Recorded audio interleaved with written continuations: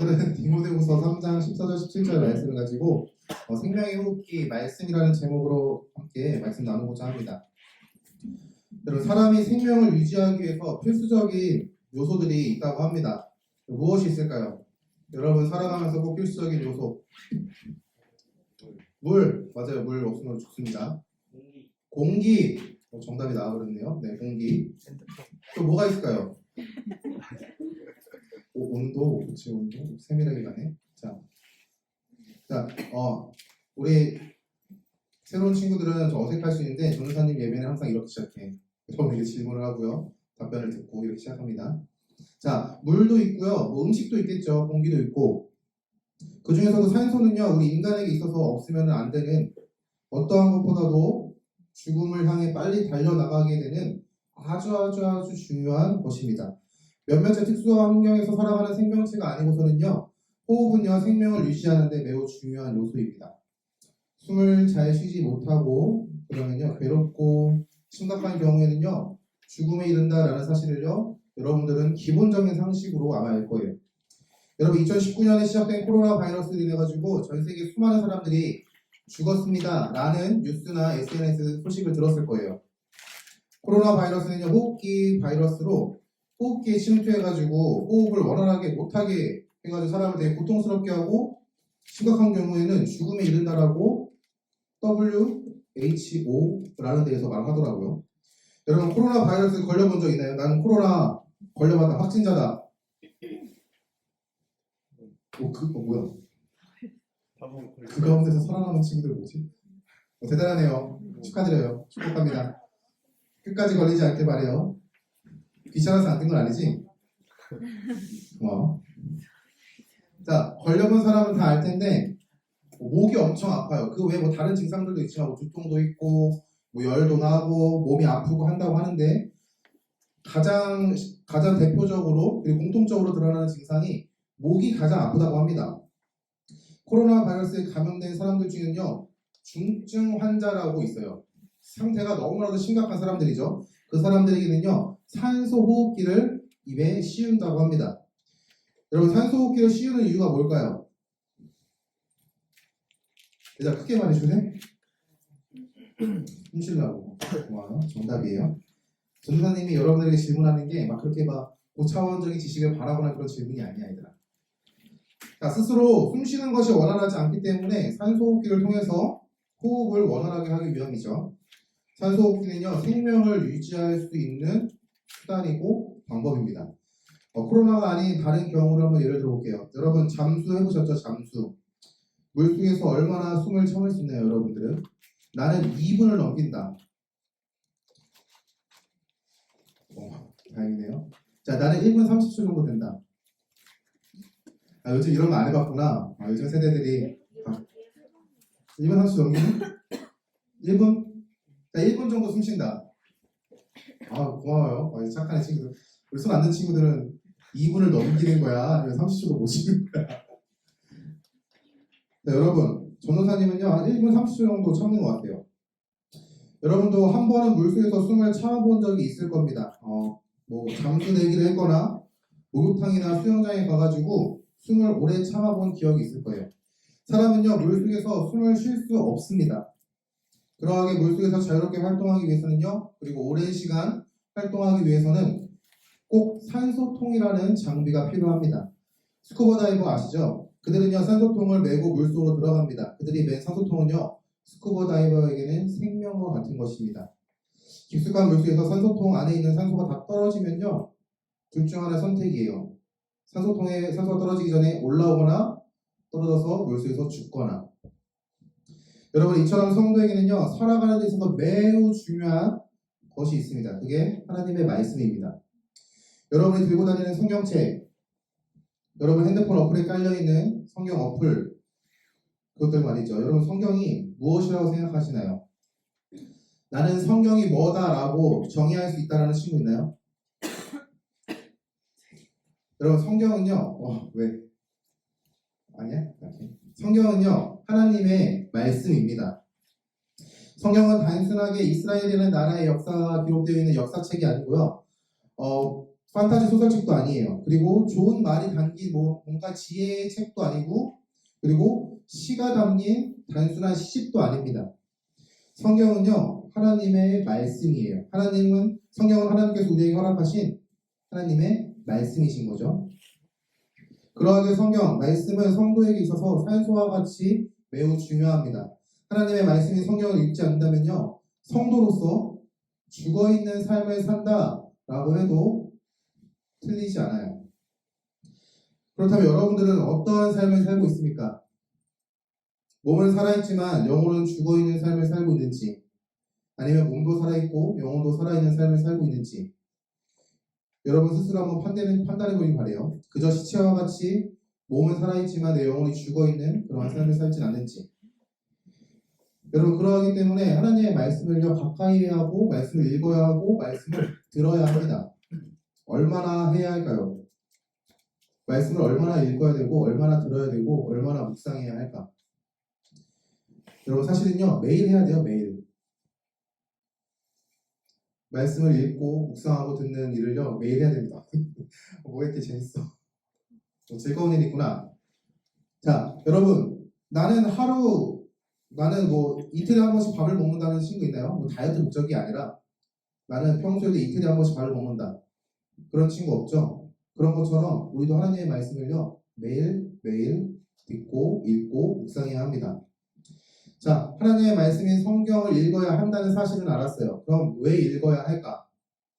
물론 성도에게 있어서 하나님의 말씀은요, 호흡에 필요한 산소와 같고 힘을 낼 수 있는 음식과 같습니다. 그러하기에 읽어야 하는 이유는 충분해요. 하지만 좀 더 구체적으로 함께 보길 바라는데, 우리가 성경을 왜 읽어야 하는지, 첫 번째로는 우리의 믿음을 바로 세우기 위함이에요. 여러분들은 예수님 믿나요? 나는 아직 예수님을 잘 모르겠다 하는 친구 있나요? 부끄러운 사실 아닙니다.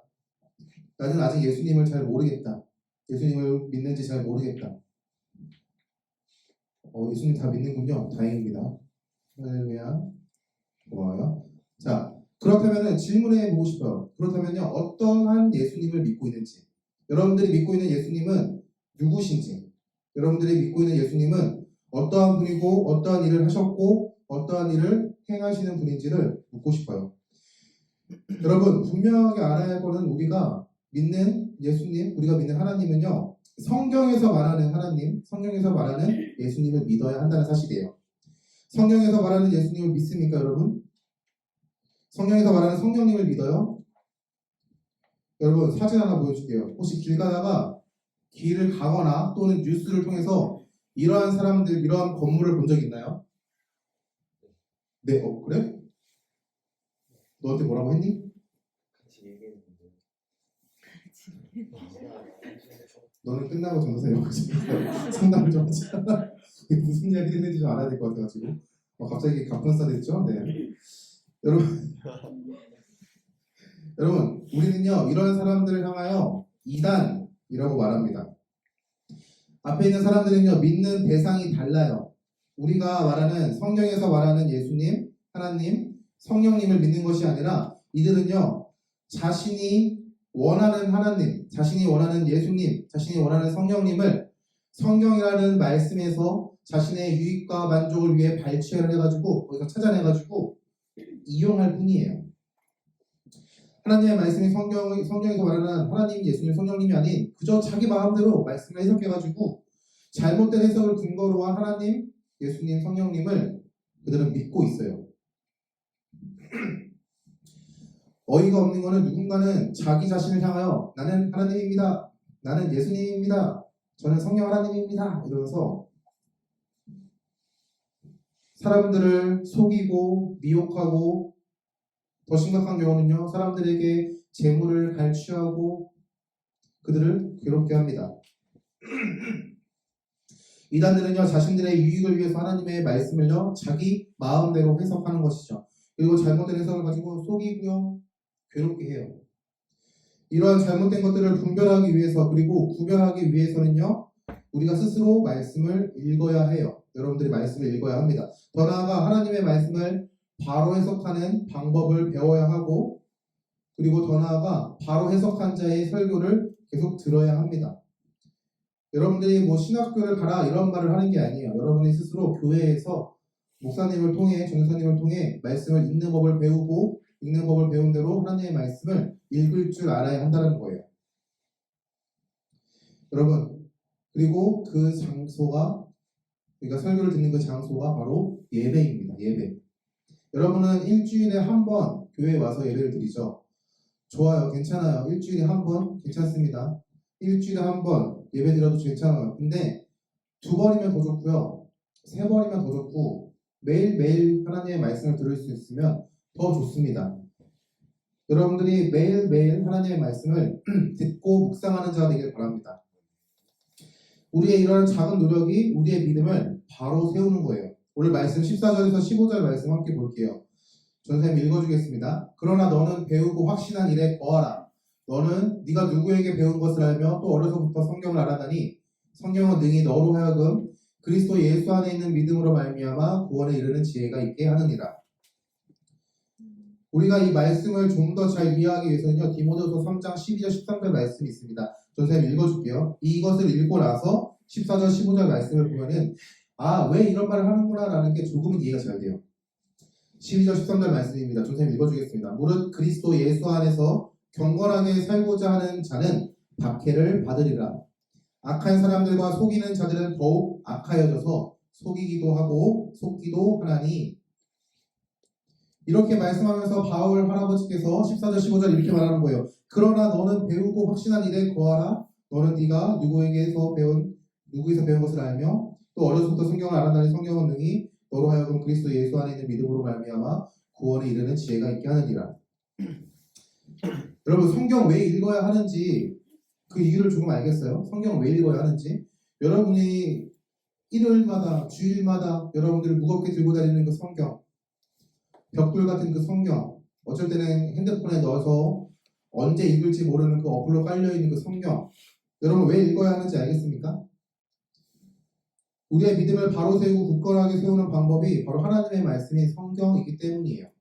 여러분이 깨닫는 게 있다면요, 성경을 펴서 읽을 수 있길 바랍니다.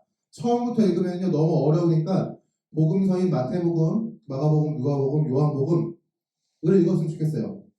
예수님의 일생에 대해서 4명의 저자가 기록한 책인데 여러분들이 복음서부터 읽었으면 좋겠습니다. 모르는 것이 있다면요 부모님에게 물어보세요. 그리고 부모님이 답변을 안 해주면은 선생님들에게 연락해서 물어보십시오. 선생님 이거 모르겠는데요. 그러면 선생님들이 열심히 공부해가지고 여러분들에게 이건 이거야 라고 답변해 줄 거예요. 선생님들이 만약에 모르는 게 있다면은 전도사님이 열심히 공부해서 여러분들에게 궁금한 사항들을 전도사님이 답변해 주도록 하겠습니다.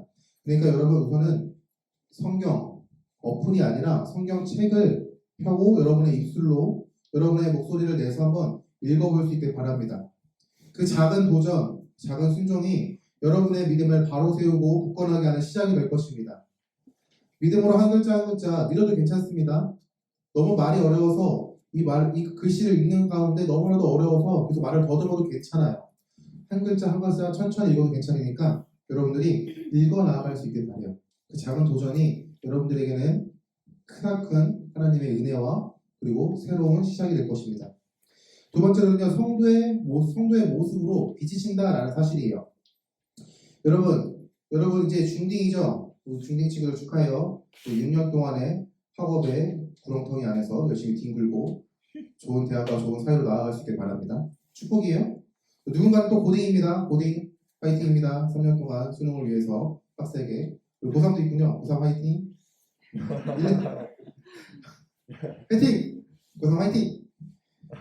혹시 검정고시 보는 친구 있나요? 나는 검정고시 본다. 없죠? 다행이네. 있니? 너 검정고시 봐? 너 또 대학교 다니잖아. 학교 다니죠?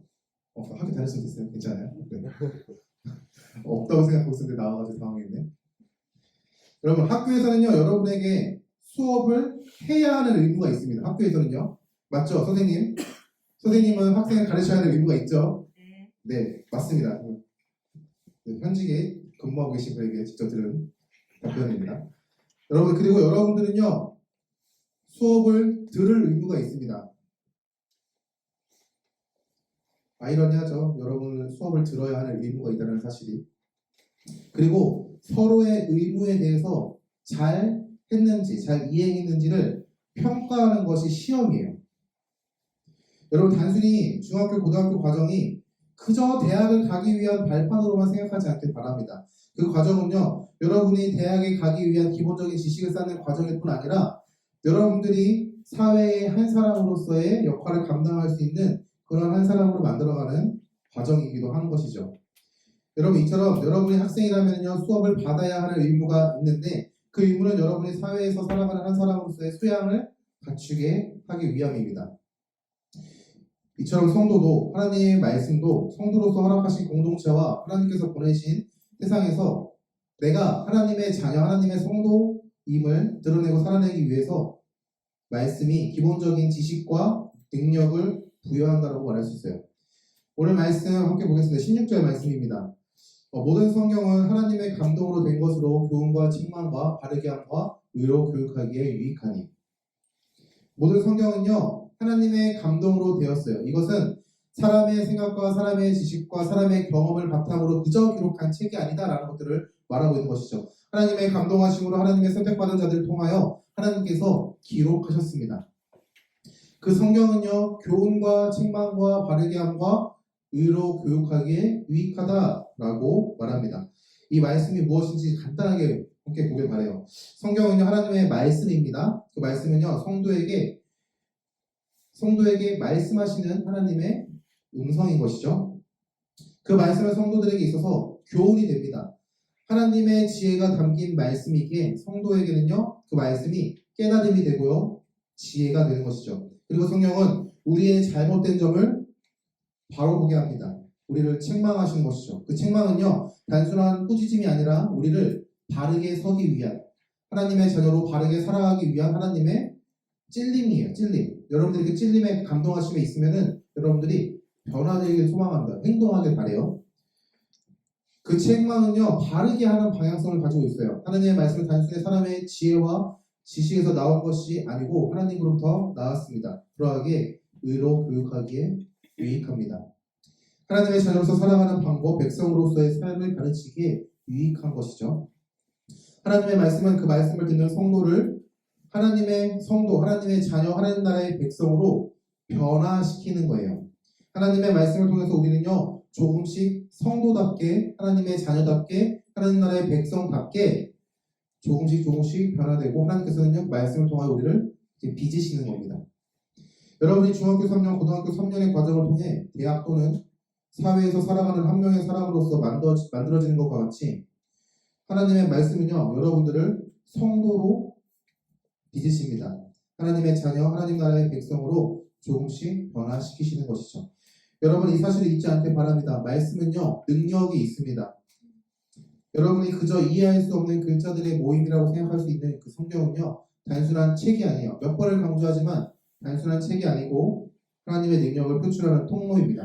전도사님도 예수님을 믿지 않았을 때는요, 창세기 1장 1절부터 시작했을 때 완전히 판타지네 라고 생각했어요.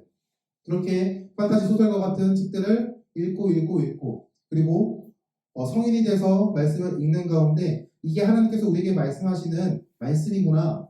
단순하게 처음 어릴 때는 판타지 소설과 같은 그런 말씀들이 점점 나에게 일어난 일들, 과거에 있었던 일들, 그리고 나에게 행하시는 하나님의 놀라우신 일들이구나 라는 것들이 믿어집니다. 이게 하나님께서 말씀으로 여러분들을 조금씩 빚어가시는 거예요.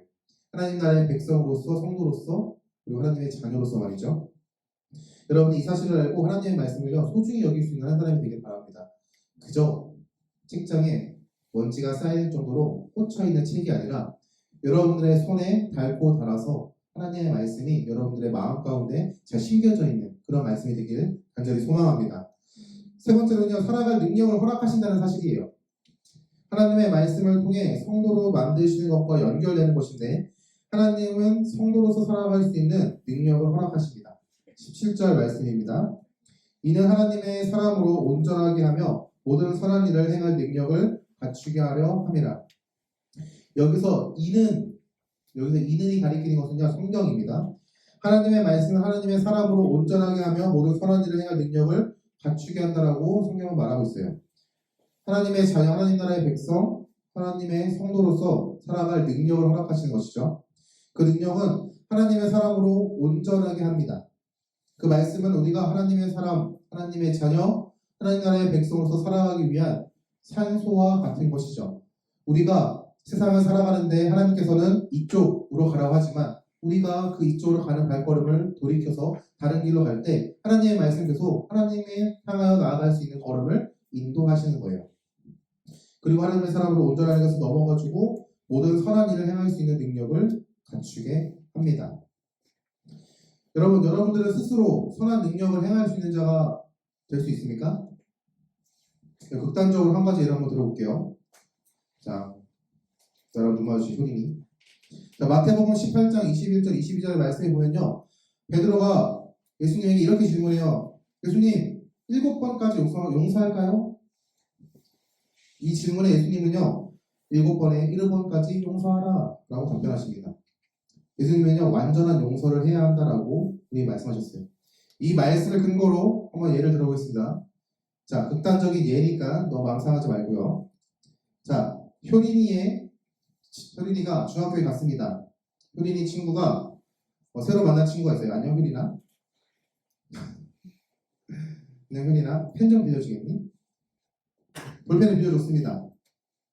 근데 그 볼펜을요. 수업이 끝나면 가져다 줘야 되는데 가져다 주지 않고 자기 집으로 갖고 가서 다음날 돼서 안녕 효린아. 볼펜을 좀 빌려줄 수 있겠니? 자, 이런 일이 한 달 동안 지속됐어요. 여러분 생각해보세요. 한 달 동안. 효린이는 30개의 볼펜을 받지 못했습니다. 아, 극단적인 예야, 얘들아. 그런 일 없겠지만, 그렇게 나쁜 친구가 있진 않겠지. 자, 이런 상황에서 효린이가 그죠? 괜찮아. 그 볼펜 정도야. 너를 나와 친구로 지켜낼 수 있다면 난 괜찮아. 라고 말할 수 있니? 절대 없지. 그치? 야, 하나당 1,000원씩만 해도 얼마야? 그쵸? 네, 3만원이네요.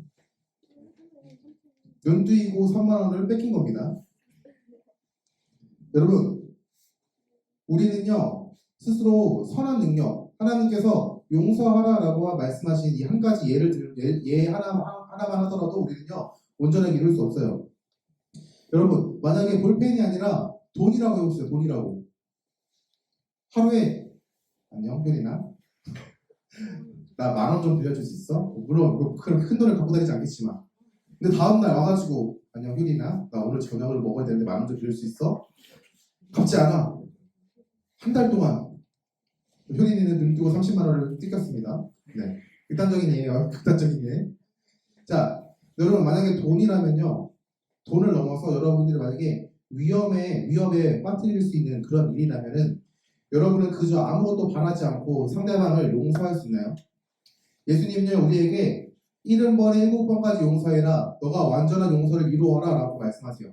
그리스도의 은혜를 아는 자는 그 용서를 할 수 있다라고 이야기하세요. 그리고 그 용서를 할 수 있는 능력을 허락하신다고 말씀하셨어요. 근데 그 능력을 허락하신다고 말씀하셨지 우리가 그 능력을 스스로 발휘할 수 있다라고는 말씀하시지 않으셨어요. 여러분, 전도사님이 만약에 그 상황이었으면요, 때렸습니다. 솔직하죠? 안 때릴 거야? 때려야지. 그렇게 해가지고 인중을 그냥 확 그냥 해야죠. 맞아. 선생님 계시는데. 자, 저 선생님 때릴 겁니다. 네, 인중을 부셔버릴 거예요. 자, 이거 전도사님 생각이에요. 자, 전도사님은 용서를 못할 것 같아요. 그렇지만 우리가 하나님의 말씀을 매일 읽고 묵상하고 듣는 사람이라면요, 그 친구의 인중을 부시고 싶은 저의 분노를 하나님의 말씀이 한 번 더 만지신다는 거예요. 내가 그 사람을 향하여 악한 감정, 나쁜 마음, 입에 목구멍까지 욕이 튀어나오는 그 상황 가운데서도 하나님께서 그래도 70번에 7번까지 용서해야지 라는 그 메시지가, 물론 그 메시지를 들었을 가운데서도 내가 그것을 행할 수 있는 능력은 없지만 내가 한 번 더 생각할 수 있다는 거예요. 그게 하나님의 말씀이 우리에게 선한 능력을 행할 수 있는 능력을 허락하시는 거예요. 효린아, 한 번 더 참아야지. 나쁜 친구, 하나님이 갚아주실 거야. 여러분, 한 가지 그냥 극단적인 예를 든 거예요. 용서할 수 있느냐에 대한. 여러분, 우리는요, 하나님의 감동하심으로, 성령님의 감동하심으로 우리가 죄악 가운데 있을 때, 악한 행동 가운데 나설 때, 우리가 우리 입술 가운데 부정한 말이 튀어나오기 전에 하나님께서는 그 말씀이라는 메시지를 가지고 우리에게 한 번 더 말씀하세요. 여러분 하나님의 말씀 왜 중요한지 조금 알고 갔나요? 이렇게까지 있는데 모른다면은 전사님도 특단의 조치를 취해야 됩니다. 여러분 하나님의 말씀은요 우리의 믿음을 바로 세웁니다. 그리고 말씀을 통해 우리를 성도로 만드시고 세상에서 살아갈 수 있는 능력을 허락하십니다. 이렇게 말씀이 중요한 이유는요 또 하나 있는데 바로 예수님이 보이신 모습을 통해 알 수 있어요. 예수님께서 성령의 인도하심을 따라 마귀에게 시험을 받으러 갔어요. 여러분 아나요? 마귀에게 시험 받은 세 가지 시험. 우리 뉴페이스를 잘 모르나? 마귀한테 받은 세 가지 시험. 첫 번째는 돌을 떡으로 만드는 시험이었어요. 배고파 죽겠는데 돌 던져주면서 떡 만들어봐 라고 한 거예요. 그리고 높은 성벽에 뛰어내리는 것을 시험했습니다. 네가 하나님의 아들이면은 천사들이 나와서 너를 보호할 거야. 그리고 마귀는요 세상 만물을 보여주면서 나한테 절하면은 이거 다 줄게. 근데 예수님은 하나님의 말씀으로 모든 마귀의 시험을 이기셨습니다. 더 나아가 예수님은요 자신이 짊어져야 하는 십자가의 고통 앞에 두려워 떨고 있는 그 가운데서도 예수님은요 두려움 가운데 도망치지 아니하시고 하나님의 계획을 성취하시는데 그것은 하나님께서 우리에게 허락하실 계획들, 이루실 일들을 알고 있었기 때문이에요. 여러분 설교를 마치겠습니다. 여러분 성도에게 있어서 말씀은요 생명과 같습니다. 여러분의 생명의 말씀을 통해 하나님께서는요 여러분에게 은혜를 주실 준비가 되셨습니다. 하나님의 말씀을 읽는 자들에게 하나님께서는요 그 말씀을 통하여 하나님의 놀라우신 계획을 보이실 준비가 되셨어요. 그리고 그 계획을 이루시는 하나님의 일하심을 보이실 준비가 되셨습니다. 더 나아가 우리가 그 계획하심 안에 하나님의 놀라우신 계획하심 안에 그 말씀 가운데 하나님께서 우리를 놓으셨어요. 우리가 말씀을 읽을 때 깨닫게 하시기 위해서 성령 하나님을 보내실다라는 그 약속을 분명하게 하셨습니다. 그러나 우리가 말씀을 읽지 않으면요 하나님께서 준비하시고 예비하신 그 은혜를 우리는 누리지 못해요. 하나님께서 준비하셨는데 우리가 그 말씀 안으로 들어가지 아니하면요 그 말씀 가운데 허락하신 은혜를 우리는 누릴 수가 없습니다. 여러분이 성도에게 있어서 생명의 호흡기와 같은 말씀을요 가까이 하고 읽고 듣고 묵상하는 성도가 될 수 있길 바랍니다. 누군가의 입술을 통해서 전해지는 하나님의 말씀을 듣기만 하지 마세요. 여러분의 입술로 하나님의 말씀을 읽길 바랍니다. 그 입술로 한 글자씩 읽어 나갈 때마다 여러분은 하나 말씀 가운데 허락하신 하나님의 은혜를 맛보고 누리고 즐기는 자가 될 것이에요. 처음에 너무 어려워요. 도대체 왜 이렇게 썼을까라고 생각할 때는 구절들이 있어요. 하지만 여러분 한 글자씩 천천히 읽어 나가세요. 전사님은 여러분이 개개인이 하나님과의 인격적인 관계가 형성되기를 바랍니다. 성경은요 성도에게 주어진 특권입니다. 우리가 성경을 너무 많이 갖고 있고 너무 쉽게 구할 수 있고 그리고 책장에 그저 먼지가 쌓이는 곳에 방치되어 있기 때문에 성경이 되게 하찮게 보일 수 있어요. 가치가 없어 보일 수 있고요. 그저 또 사면 되지라는 가볍게 여기는 마음이 드는 것이 사실입니다. 전사님도 전사 책상을 보면요 성경책이 많아요. 그걸 보면서 뭐 또 하나 사면 되지라는 그런 마음을 가질 때가 있습니다. 그러나 분명한 것은요 성경은요 하나님의 말씀은요 여러분들에게 주어진 하나님의 특권이고요 선물입니다. 여러분들이 그 특권을 잘 사용할 수 있길 바라요. 그 선물을요 잘 간직하고요 그 선물을 가지고 기쁨을 누릴 수 있는 자가 되길 바랍니다. 그리고 성경을 통해 누린 은혜를요 기쁨을요 옆에 있는 친구들에게 나눠줄 수 있는 자가 되길 바랍니다. 그러게 하나님께서 우리에게 원하시는 공동체 안에서의 사귐과 기쁨과 누림입니다. 그러한 여러분들 될 수 있기를 주님의 이름으로 간절히 축원합니다.